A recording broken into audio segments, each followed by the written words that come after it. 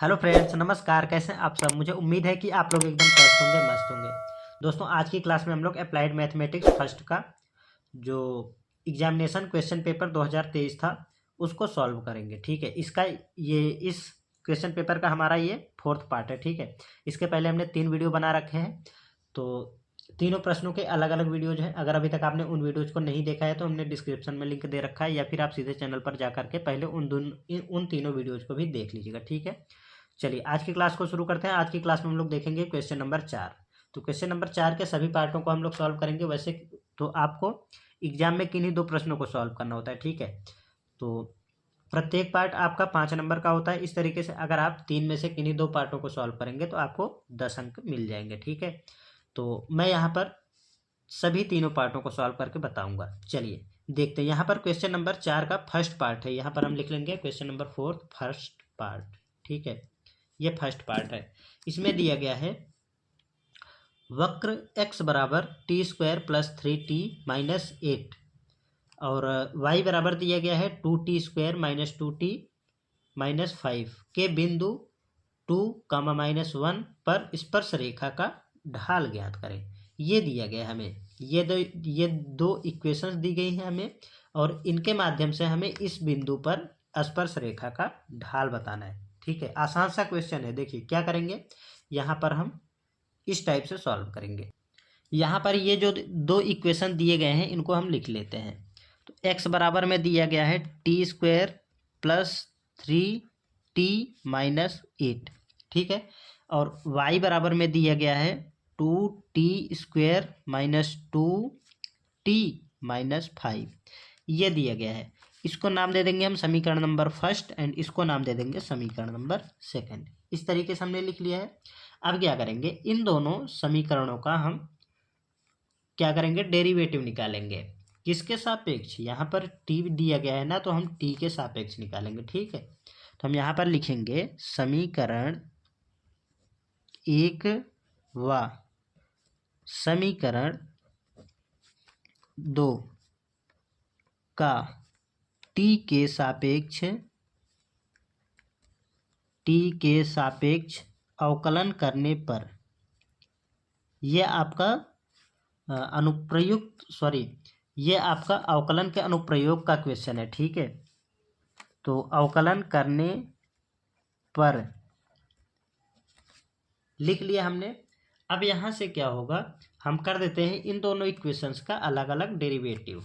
तो ये हो जाएगा हमारा dx अपॉन dt। ठीक, और इसका जब हम डेरिवेटिव करेंगे तो ये पावर आगे आ जाएगी इसके साथ मल्टीप्लिकेशन में, और पावर में से एक माइनस हो जाएगा। तो 2t प्लस यहाँ पर 3, क्योंकि t का जो डेरिवेटिव होगा t के रिस्पेक्ट में वो 1 हो जाएगा, तो 1 इंटू 3 मिलेगा। और ये -8 एक कांस्टेंट नंबर है, तो इसका डेरिवेटिव 0 हो जाएगा। देन यहाँ से dy बाई dt बराबर ये हो जाएगा हमारा 2 दूना 4 t माइनस 2। इसको नाम दे देंगे हम समीकरण नंबर थर्ड, एंड इसको समीकरण नंबर 4। इस तरीके से 4 समीकरण हमारे बन करके तैयार हो गए हैं। अब क्या होगा, अब हमें निकालना है, क्या निकालना है, इस बिंदु पर स्पर्श रेखा का ढाल निकालना है। ठीक है, तो इसके लिए हम समीकरण नंबर 1 में क्या करेंगे, ये बिंदु दिए गए हैं, हमें पॉइंट दिए गए हैं। यहाँ पर हम लिख लेते हैं बिंदु क्या दिया गया है, 2 कॉमा माइनस 1। तो ये होता है हमारा, ये x होता है और ये होता है हमारा y। ठीक है, ये x ये y, तो अर्थात आप कह सकते हैं x बराबर 2 दिया गया है और y बराबर -1। तो हम समीकरण नंबर 1 में x बराबर 2 रखेंगे और यहाँ से t का मान निकाल लेंगे। समीकरण 1 क्या है, ये है, तो यहाँ पर वैल्यू रखते हैं। तो हम लिखेंगे समीकरण 1 में x बराबर 2 रखने, t बराबर रखेंगे। ठीक है, t बराबर 2 रखने पर x बराबर ही रखा जाएगा। ठीक है, सॉरी फॉर मिस्टेक, यहाँ पर x बराबर ही रखा जाएगा। x बराबर 2 रखेंगे क्योंकि यहाँ पर x ही तो दिया गया है। एक्स दिया गया है तो एक्स बराबर रखेंगे। तो यहाँ पर हो जाएगा हमारा 2 is equal to T square plus 3t-8। इसको 0 को इक्वल में करेंगे और इसको इस तरफ लेके आएंगे तो ये हो जाएगा टी स्क्वायर प्लस 3t, और ये माइनस का आएगा तो ये माइनस का ऑलरेडी है तो माइनस माइनस प्लस का हो जाएगा, सॉरी दोनों माइनस के हैं तो माइनस के साथ जुड़ जाएंगे तो ये -10 और -2, सॉरी -8 और -2, ये हो जाएगा -10, ठीक है, बराबर 0। अब यहाँ से अगर हम देखें तो यहाँ पे हमें एक द्विघात समीकरण मिल गया है। इस द्विघात समीकरण को जब हम सॉल्व करेंगे तो यहाँ से हमारा टी का मान मिलेगा, टी के 2 मान मिल जाएंगे, ठीक है। तो यहाँ से हम सॉल्व करते हैं, इसको सॉल्व करने का तरीका तो आपको पता ही होगा। टी स्क्वायर, यहाँ से हम इसको सॉल्व करके टी का मान निकाल लेते हैं। तो +3 को क्या लिख सकते हैं, +3t, तो यहाँ पे ये हो जाएगा हमारा 5t - 2t, 5 दूना 10, और ये हो जाएगा हमारा ये वाला -10 एज इट इज बराबर 0। इस तरीके से हमने बीच वाले टर्म को स्प्लिट कर दिया है, ठीक है। तो t यहाँ से हम कॉमन लेंगे तो ये हो जाएगा t + 5, और यहाँ से जब हम -2 कॉमन लेंगे तो यहाँ से हो जाएगा t + 5 बराबर 0। तो यहाँ से हमें दो खंड मिल जाएंगे, 2 + t + 5 इंटू t - 2 बराबर 0। दोनों को अलग अलग के बराबर में रखेंगे तो यहाँ पर t + 5 बराबर 0 और t - 2 बराबर 0, तो t बराबर -5 मिल जाएगा और t बराबर मिल जाएगा 2। इस तरीके से हमें t के 2 मान मिल गए हैं।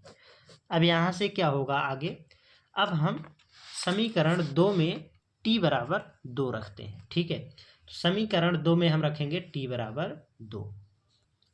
अब हम यहाँ पर लिखेंगे समीकरण 2 में t बराबर 2 रखने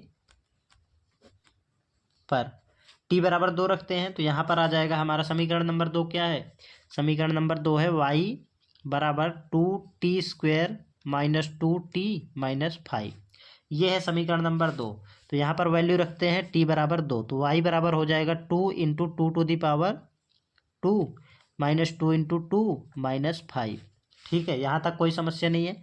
y बराबर यहाँ से हो जाएगा हमारा 2 दूना 4, 4 दूना 8, -2 दूना 4 और ये हो जाएगा -5, कोई समस्या नहीं है।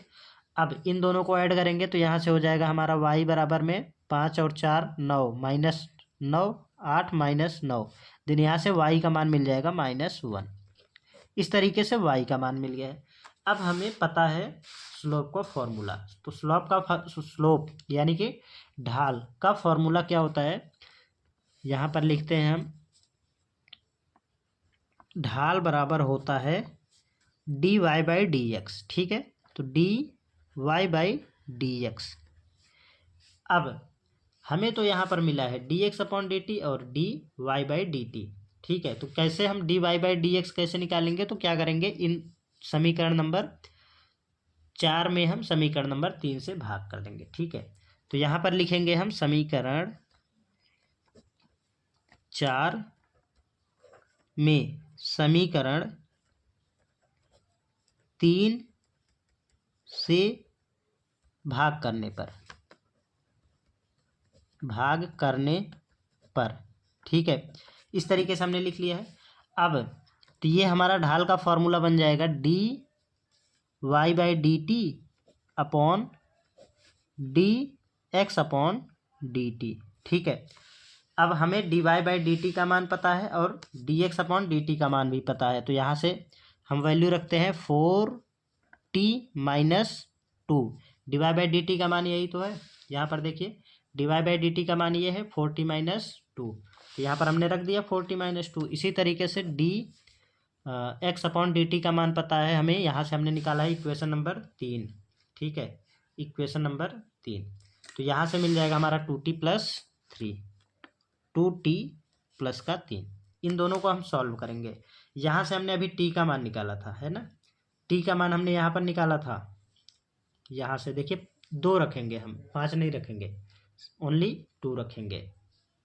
तो यहाँ से हो जाएगा हमारा, ये आ जाएगा 4 into 2 minus 2 divided by 2 into 2 plus 3।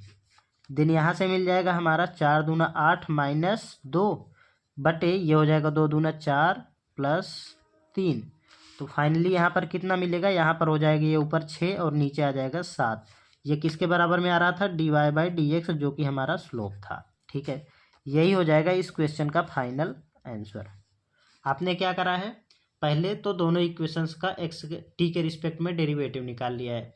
उसके बाद आपने जो पॉइंट दिया गया था, उस पॉइंट पर जो पॉइंट आपको यहाँ पर दिया गया था एक्स बराबर 2, वो रख करके आपने यहाँ से टी का मान निकाल लिया। ठीक है, तो टी के हमें 2 मान मिले थे। तो अब हमें ये पता करना था कि कौन सा पॉइंट हमारा सही है, कौन सा मान हमारा सही है।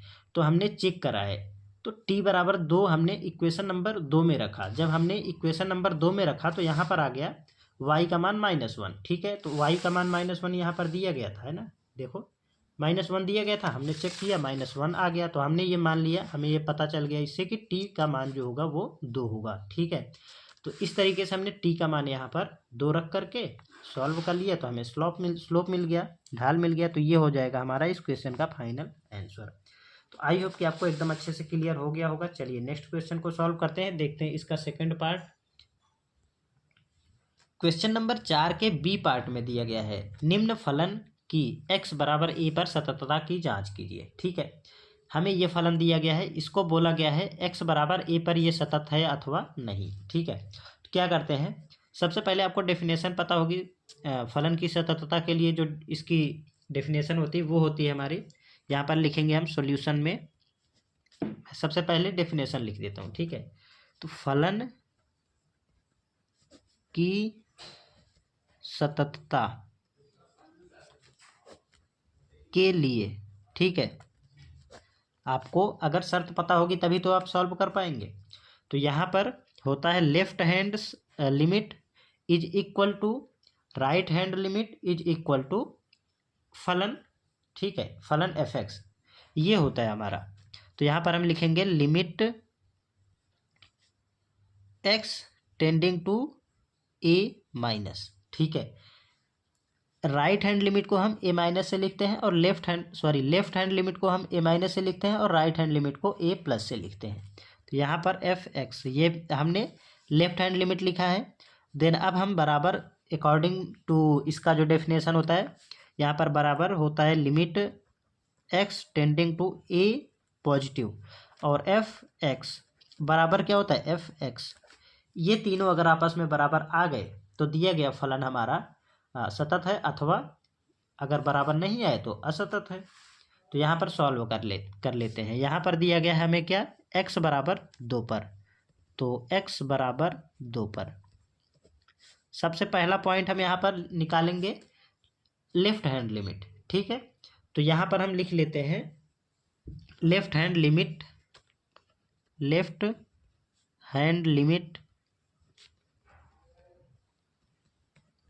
Eight left hand limit f(x) पहले लिखेंगे f(x) at x is equal to a पर। ठीक है, तो यहाँ पर हो जाएगा हमारा, लिखेंगे limit x tending to a minus f(x) बराबर limit x tending to a minus. अब f(x) क्या होगा, f(x) हम क्या लेंगे, a से छोटा होगा x। तो कहाँ पर है, यहाँ पर इसमें इनमें से x जो है वो a से छोटा कहाँ पर है, यहाँ पर देखिए x a के बराबर है, यहाँ पर x a से बड़ा है। तो यहाँ पर ये वाला है हमारा x a से छोटा, तो ये वाला फलन हम लेंगे x square upon a minus a, इसमें हम रखेंगे। तो ये हो जाएगा हमारा x के स्थान पर जब a रखेंगे तो a स्क्वायर माइनस a, यहाँ पर ये a दिया गया है, ठीक है, बटे में। जब इसको सॉल्व करेंगे तो ये हो जाएगा a square minus a square, यहाँ पर एलसीएम लेंगे तो इसके साथ मल्टीप्लिकेशन हो जाएगा, ये हो जाएगा हमारा a। ठीक है, अब ऊपर क्या मिला, ऊपर 0 मिला बटे a, तो 0 बटा समथिंग 0 ही होता है। तो ये आ गया हमारा लेफ्ट हैंड लिमिट का मान। ठीक है। तो लेफ्ट हैंड लिमिट बराबर 0 आ गया है। अब क्या करते हैं, अब हम राइट हैंड लिमिट निकालते हैं। तो यहाँ से लिखेंगे हम सेकेंड पॉइंट में right hand limit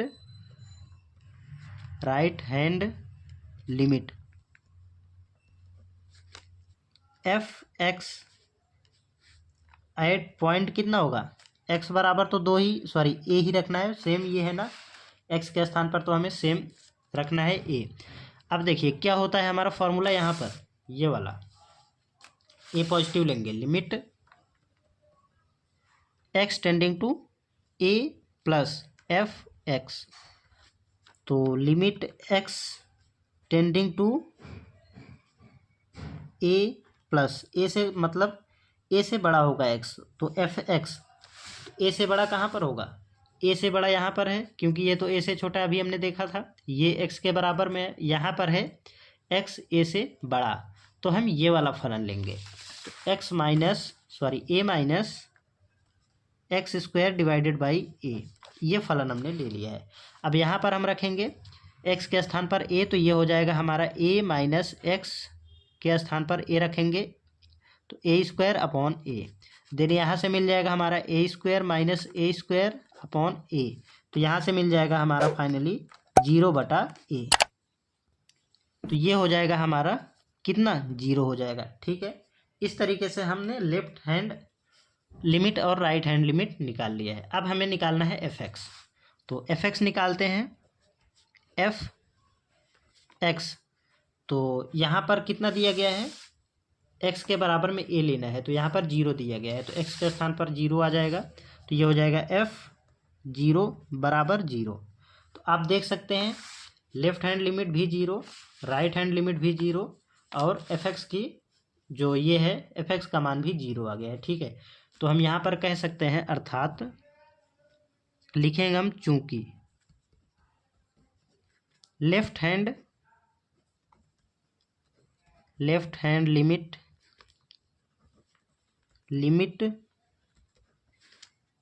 is equal right hand limit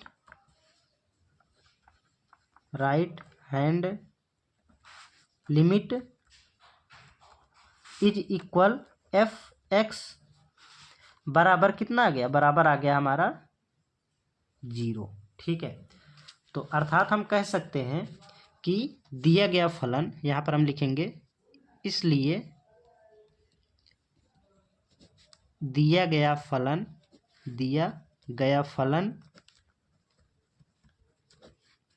x बराबर a पर सतत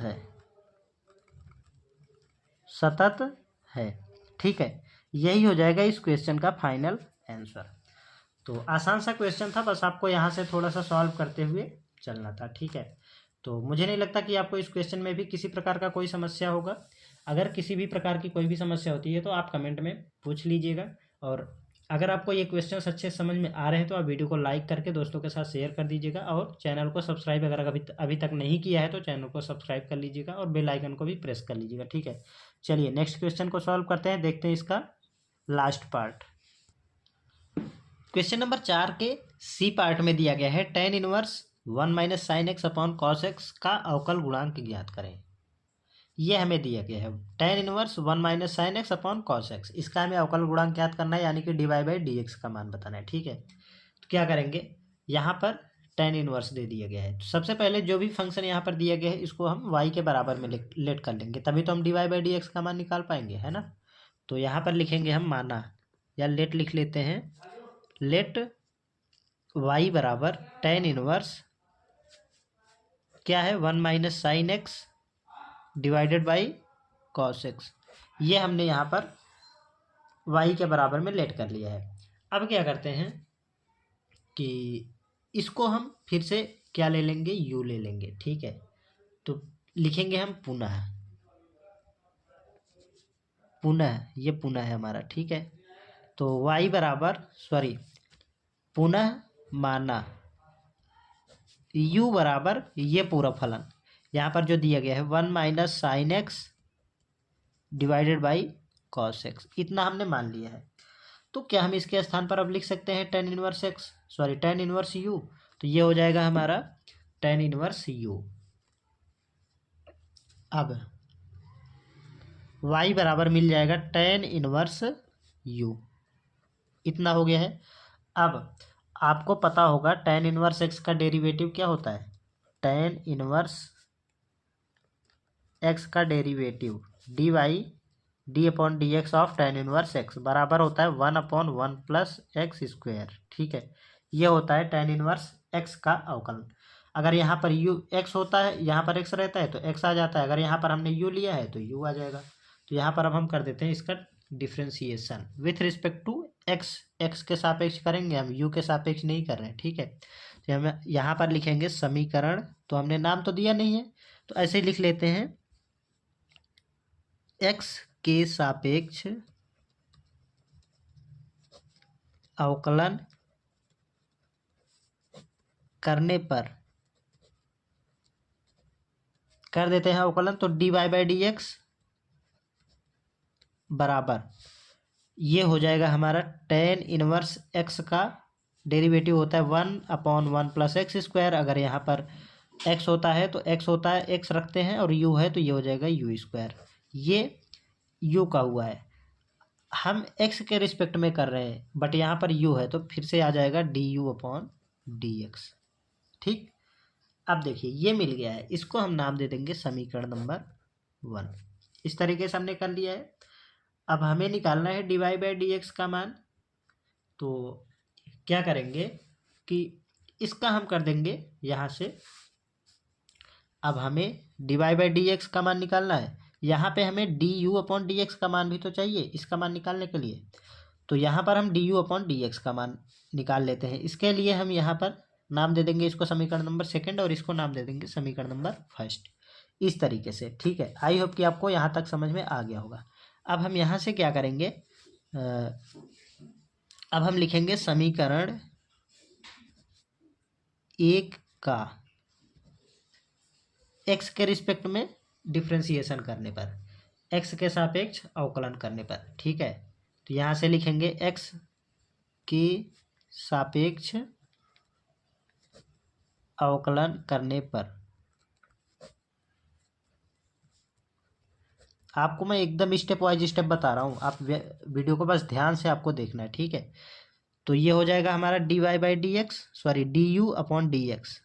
u का हम x के रिस्पेक्ट में डेरिवेटिव निकाल रहे हैं, तो ये हो जाएगा du अपॉन डी एक्स बराबर, ये देखिए यहाँ पर अंश बटे हर वाला फॉर्म है, तो ये हो जाएगा हमारा हर एज इट इज आ जाएगा cos x इंटू डी बटे D x of sine 1 minus sine x. ठीक है, माइनस ये वाला एज इट इज, तो 1 minus sine x into D upon D x of her का अवकलन, तो ये हो जाएगा हमारा cos ऑफ x पूरे के बटे में हर का स्क्वायर, तो cos स्क्वायर x। कोई समस्या नहीं, यहाँ तक हमने फार्मूला लगा दिया है। अगर आपको फार्मूला नहीं पता है तो मैं फार्मूला भी बता देता हूँ। देखिए क्या होता है formula, d upon D x of, sorry d upon D x u upon v, ये इसका जो डेरिवेटिव होता है वो v as it is into u का derivative d upon D x of u minus u as it is d upon D x of v पूरे के बटे में v का स्क्वायर, ये फॉर्मूला होता है। तो यहाँ पर ये है हमारा, देखिए ये हमारा u और ये है v, तो इसके अकॉर्डिंग हमने यहाँ पर वैल्यू रख दिया है। तो ये आ जाएगा हमारा D you upon D x बराबर cos x as it is आ जाएगा cos x इंटू 1, एक कांस्टेंट नंबर है तो 0 हो जाएगा, तो 0 माइनस साइन एक्स का अवकलन cos x, देन यहाँ से माइनस का 1 minus sine x as it is into cos x का अवकलन माइनस का साइन एक्स। ठीक है, माइनस का sine x divided by cos square x का, सॉरी cos x का स्क्वायर। ठीक है, तो यहाँ से हो जाएगा dy बाई डी एक्स बराबर, इसका अंदर मल्टीप्लिकेशन करेंगे तो ये हो जाएगा माइनस का cos स्क्वायर एक्स, और यहाँ पर ये माइनस है तो ये प्लस का हो जाएगा, और एक में मल्टीप्लिकेशन हो जाएगा तो sine x minus sign square x पूरे के बटे में cos स्क्वायर एक्स। इतना हो गया है, कोई समस्या नहीं है। अब यहाँ से D Y by D X, sorry ये डी यू है हमारा, सॉरी डी वाई लिख दिया हमने, D you upon D x बराबर, ठीक है, इसमें से और इसमें से हम माइनस साइन कॉमन ले लेंगे और दोनों को एक साथ लिख लेंगे। तो माइनस का sine square x plus cos square x, और ये वाला प्लस का sine x as it is आ जाएगा, और इसके बटे में हो जाएगा हमारा cos square x as it is. Then यहाँ से हो जाएगा d you upon D x. Sine square x plus cos square x की आइडेंटिटी आपको पता है, इसका मान 1 होता है, तो माइनस का 1 प्लस साइन एक्स बटे कॉस स्क्वायर एक्स, ये ले लेंगे हम समीकरण नंबर 3, ठीक है। यहाँ से हमें D you upon D X का मान मिल गया है। तो अब हम यहाँ पर समीकरण नंबर 2 में इन वैल्यूज को रखते हैं, ठीक है। तो u बराबर रखेंगे हम यहाँ से ये वाला पूरा मान, और D you upon D X का मान तो हमने भी निकाल ही लिया है। तो हम यहाँ पर लिखेंगे समीकरण 2 में 2 से लिख लेते हैं, ठीक है, समीकरण 2 से। अब क्या होगा,